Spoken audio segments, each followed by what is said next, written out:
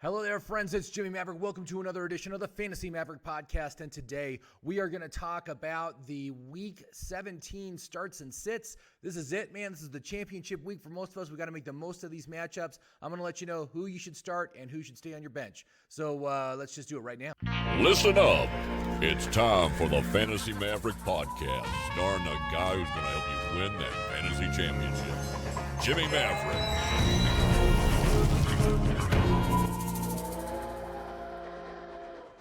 Hello there, friends. It's Jimmy Maverick. Welcome to another edition of the Fantasy Maverick podcast. And today we are talking about the Week 17 starts and sits for your championship week. Obviously, very important for all of us to know. We're going to go through all the games in just a minute. But before we do, hey, can you give me a thumbs up? Can you leave a comment? Share this with your friends. And, of course, subscribe. All those things help me with the YouTube algorithm, and I do very much appreciate it. Let's just get right to it. Now, I don't know how many teams you got playing this weekend. I do have one. So 1 out of 6 into the championship game is not too bad. But I often say that success in fantasy football is 50% the draft, 30% managing your team, and then 20% luck. And let me tell you what, man, my luck has been terrible over the past couple of weeks, right as we head into these critical playoff weeks. As an example, I have a team that ended up third overall in points in this one league that I do with our local radio station at 94 Rock. And I was feeling pretty confident going into the weekend, but then my two top wide receivers, Tyler Lockett and Jalen Waddle, both went on the COVID list and were unable to play in week 15, and I was dead. I mean, that was it. That's how it happened. In another league, I was in a championship game in my tournament. I knew that I had to have a great game from everybody going in order to pull off a win here. And what happened? But my quarterback and one of my running backs, Kareem Hunt and Lamar Jackson, both went down early in the first quarter with an injury and doomed the team. I had no chance after that happened. It's just kind of sad. Even if they had played a great game, I don't know if I would have won that game because the guy had a colossal week. It was one of those weeks when Kittle got like 45 points or something crazy like that. So anyway, you got to move on. This week, though, hopefully no surprises. Of course, I am recording this on Wednesday, and there's a lot of things that can happen between now and Sunday, as we have seen over the past couple of weeks. So obviously, check the status of these players. Check for updates. We'll see what happens. Now, as you know, as we go over all the games, I like to categorize them in 3 ways. Fantasy graveyard, which means that there is limited fantasy upside on either team for the weekend. We've got games that are fantasy blowouts, where it's going to be great for one team and terrible for the other. And then we've got fantasy gold mines, which are my favorite. Those are the high-scoring shootout games with tons of fantasy point potential on the board. Just to let you know, this week doesn't look too bad. We do have 6 games to qualify as graveyards, though. So let's just go through them right now. Starting with the Sunday early games. Most of these are Sunday early games, so, you might be kind of disappointed what's going on early, but the better games happen later. But the first graveyard game is going to be the Giants at the Bears Sunday early. Bears are currently favored by 6, and the over-under is a minuscule 37.5 points. Now, for the Giants, right now, man, I mean, the offense, there's no way around it. It's an abysmal offense. Every player is abysmal on this team. Even Saquon Barkley, who I do recommend as a start, but he's a start as a low-end RB2. That's basically what he is now. But I believe he's really the only startable player on this team. Now, Galladay has managed to get 8 targets a game in each of the past 3 games, but he has done absolutely nothing with them. And because of this, against a decent Bears defense, I just don't like the idea of starting him, so I would bench him. Now, on the Bears side, pretty easy. David Montgomery has been pretty good this year. Great matchup on a championship week, so he is a definite start there. And I tell you what, I also like Darnell Mooney, as the Giants are giving up the 11th most points to receivers this season, so he should have a good game as well. But those are the only 2 players I would start on that team. Next graveyard game, Dolphins at Tennessee, another Sunday early game. Titans are currently favored by 3.5. The over-under is 41 points. Now, obviously, when it comes to the Dolphins, the guy that you want to play on the Dolphins is Jalen Waddle. He's had an amazing rookie year, total breakout season for him. I look forward to see what he can do in future years. But really, he's like the only guy I can trust. You had Devontae Parker give you a goose egg last week. So chances are, if you played Devontae Parker last week, you're not playing this week. Or you're playing for the third place game. Let me put it that way.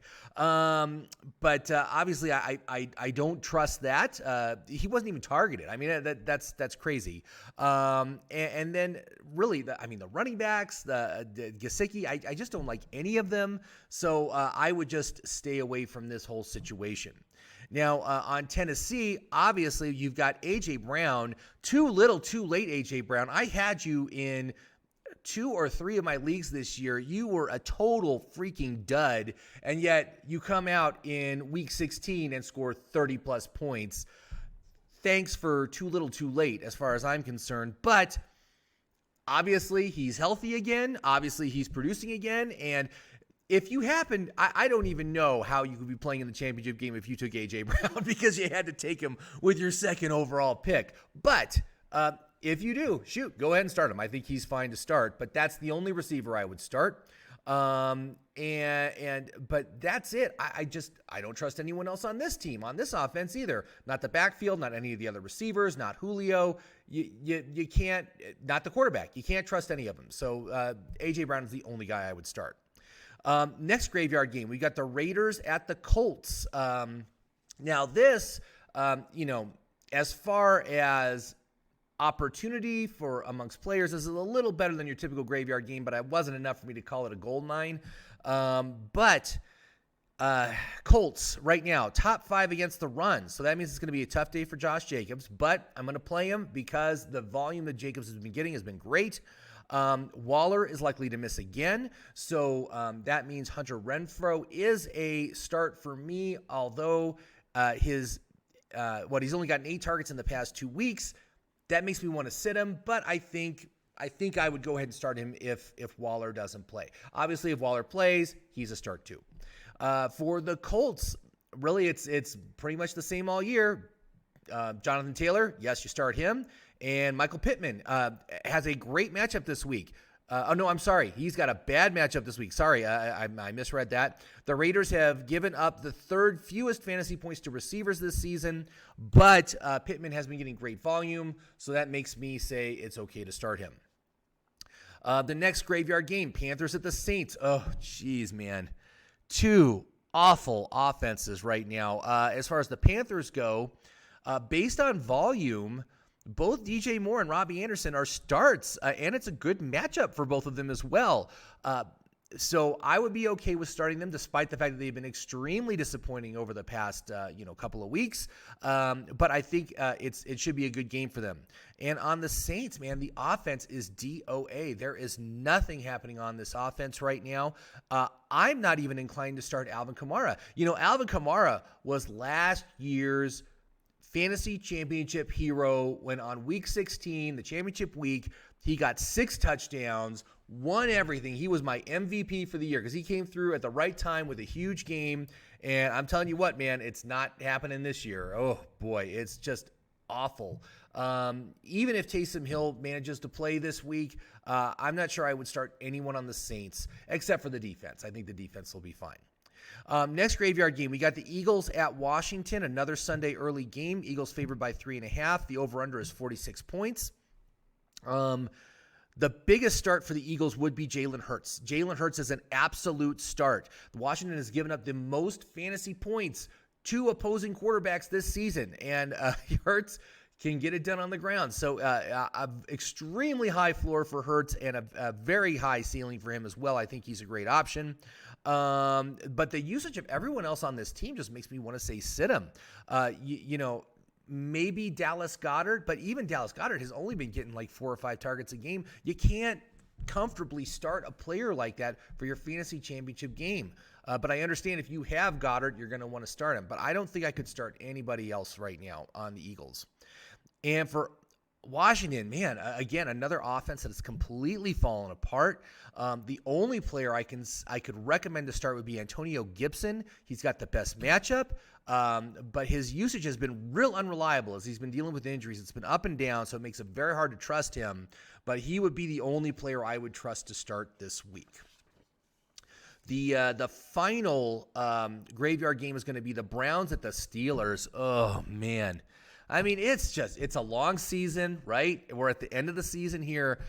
Whew, there are some struggling teams. For the Browns, very obvious. You start Nick Chubb, and I think that Jarvis Landry is a great start. He's been getting really good volume since he came back from injury, and so I think he's good to go as far as a start for this weekend as well. On the Steelers side, it's the same as it's always been. You can start Najee, you can start Deontay, but man, I got to say, Ben Roethlisberger is cooked. He is well done and way past his prime, just looks awful, and he can't operate the offense efficiently. So it really caps everybody on that team. But Deontay and Najee are the two guys you can definitely start. So let's move on to some better situations here.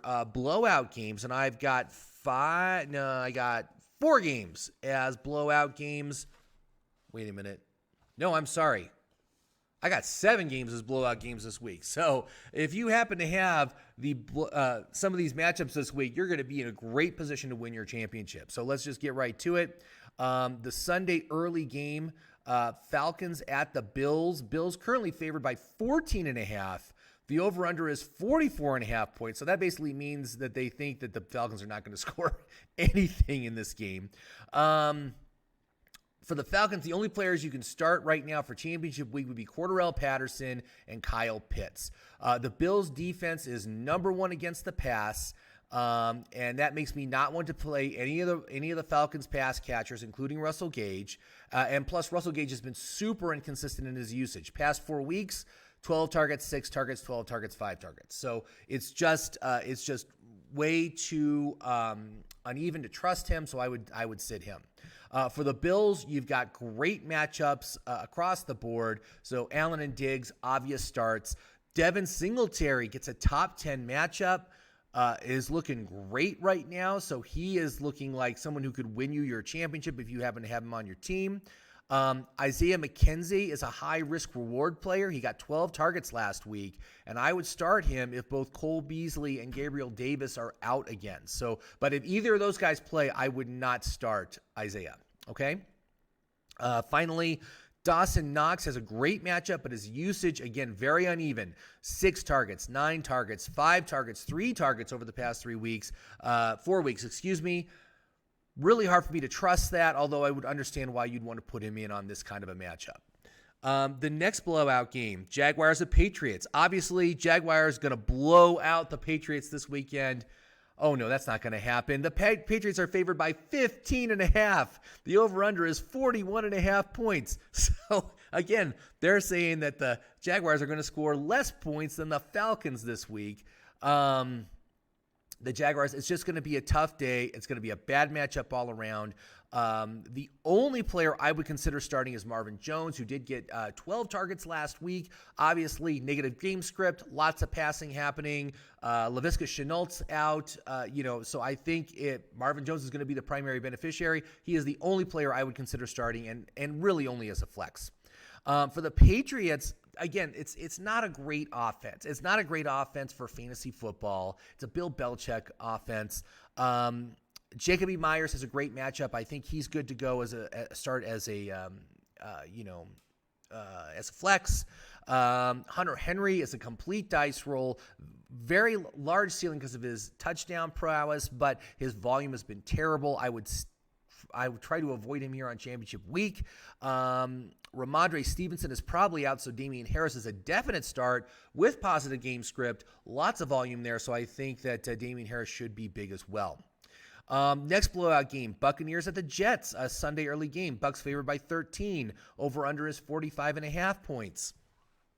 For the Bucks, right now, you've got Godwin out for the season. You got Evans out on the COVID list. So Antonio Brown, absolutely a start despite the fact that he has a bad matchup. Brady and Gronk get great matchups. That's very encouraging that Gronk can have a big week on championship week.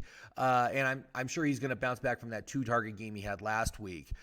Ronald Jones appears to be in a great position as well. I mean, man, can you imagine if somebody with Devin Singletary and Ronald Jones is able to win their championship this week?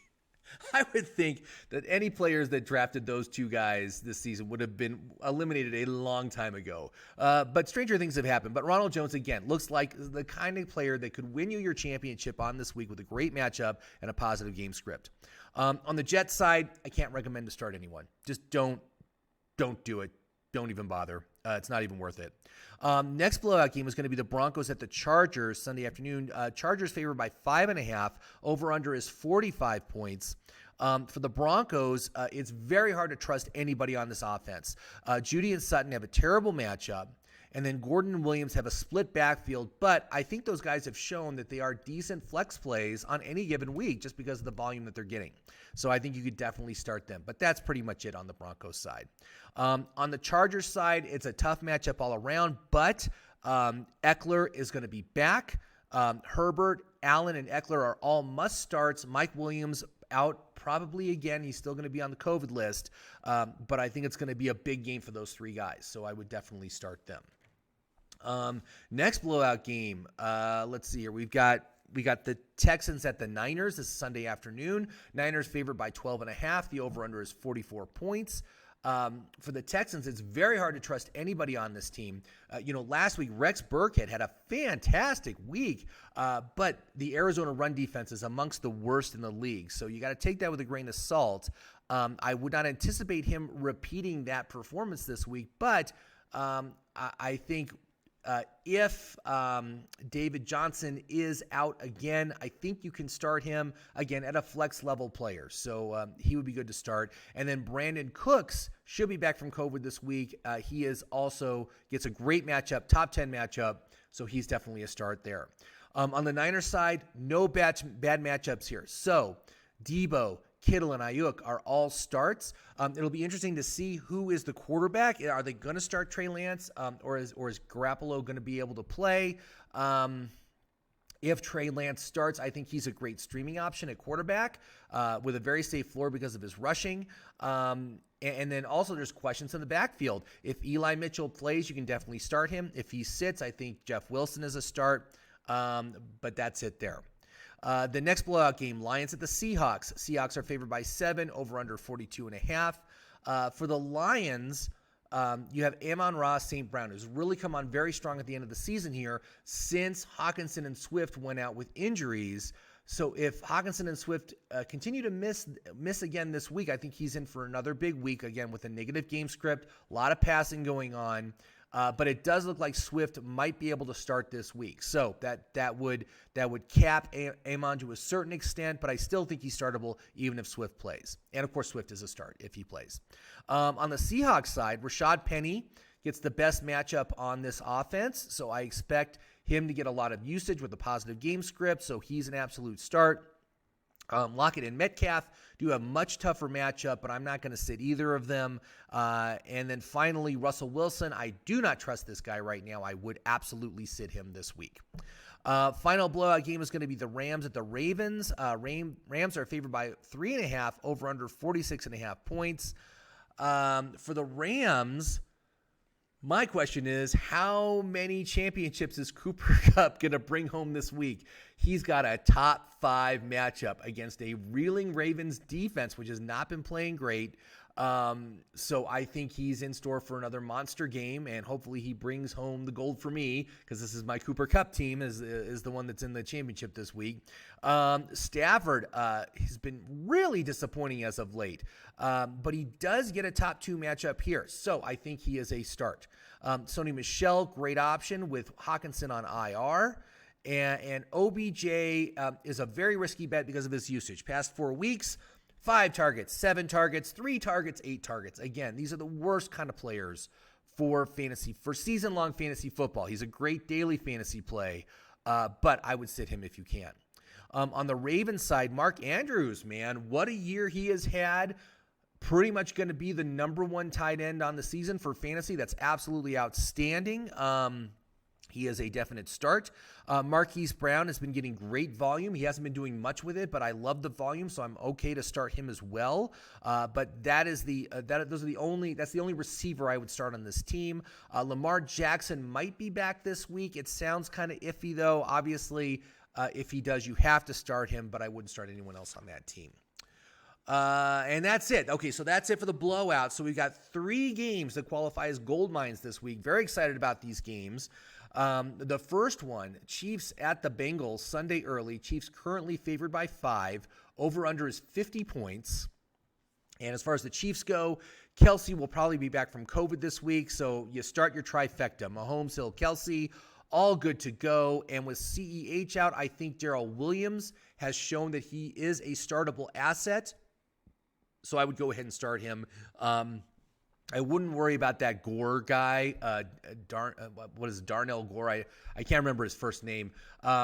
He seemed to be kind of in there because the game last week was already completely out of hand, and they didn't even want to use Darrell Williams, who I think got a little dinged up.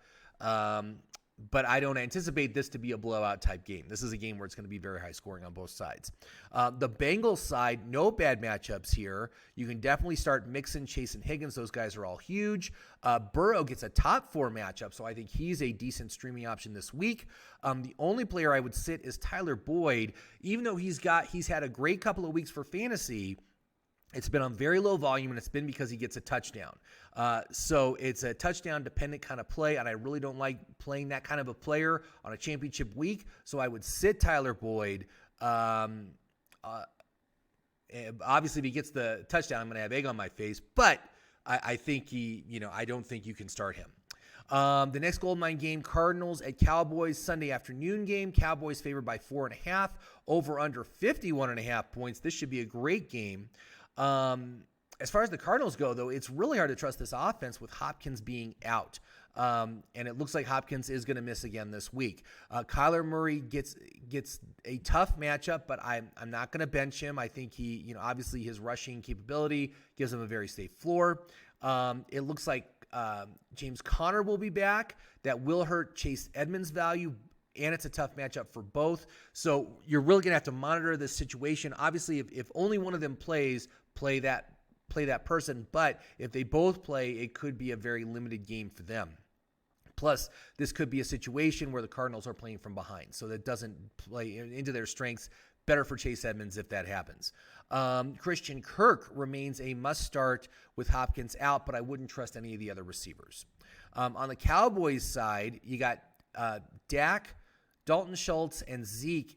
They have the toughest matchups, but I'm not going to sit any of them. They've been fantastic as of late. The receivers have the best matchup here, so you're definitely starting Lamb and Cooper. But Gallup has only gotten 5 targets in each of the past 2 games. That is below my threshold. I would sit him. The final goldmine game is the Sunday evening game. The Vikings at the Packers.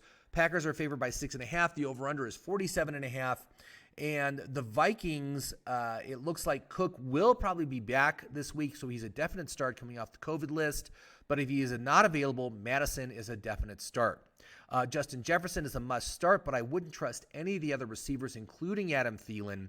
And Kirk Cousins looks like a decent streaming option here.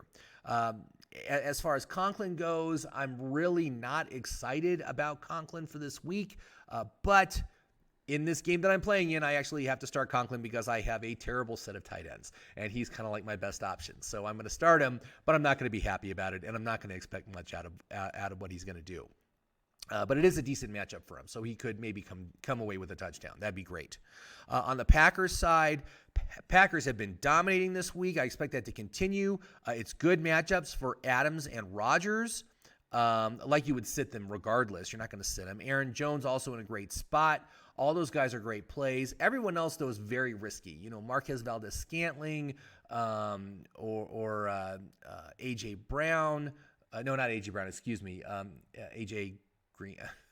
I'm drawing a blank on the other running back, the big guy. Anyway, I wouldn't start any of those other guys. I just their usage again is just all over the map. You never know what you're going to get, and for a championship game, you can't rely on players like that. So I would bench them if you can. But that is it, man. That is it for Week 17. This is going to be the last start-sit video I'm going to do.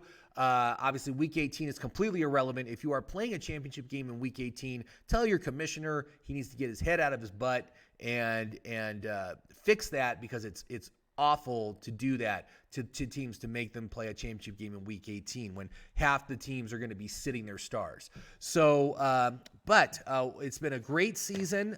It has been a frustrating season, not quite as profitable as last year was, because I didn't pull down. All I got was a second place finish in one of the high stakes leagues. It's still a $500 payday, but not like last year when I won $3,000, on 2 victories. So unfortunately, I'm not going to get another one of these guys this year, but my teams did pretty good. We're going to be working on it. We're going to be looking on making some adjustments to the My Perfect Fantasy Draft. I'm going to add some modifications to look at high value targets and touches. Those are red zone and end zone and goal line touches on players, and rating players on that. Doing some other stuff. I'm just kind of thinking about what I want to do for the app for next year, just to continue and improve it. That's what it is. It's a continual improvement process when it comes to these fantasy teams. And I'm going to be coming back. We're going to talk about some of the players that I like and how they did versus some of the players I didn't like and how they did. What were some of the factors that created some of these breakout players? We're going to do some analysis on that over the next couple of weeks, and maybe get in a couple of way too early 2022 drafts just to see where players are going. It's really interesting to see how that draft list changes from season to season. It's enormous changes on a season-to-season basis, because on any given year, 50% of the players in the top 200 either bust or get injured. And so it really, really impacts their value. So it'll be interesting to do that as an exercise to see what happens there. But thank you very much for watching this season. I do appreciate it. Leave a comment down below if you got questions about any of these players. But otherwise, good luck in championship week. Get yourself a championship. Let me know if you got one. Love to hear from you, and we will talk again real soon. So thanks, everybody. Have a good night.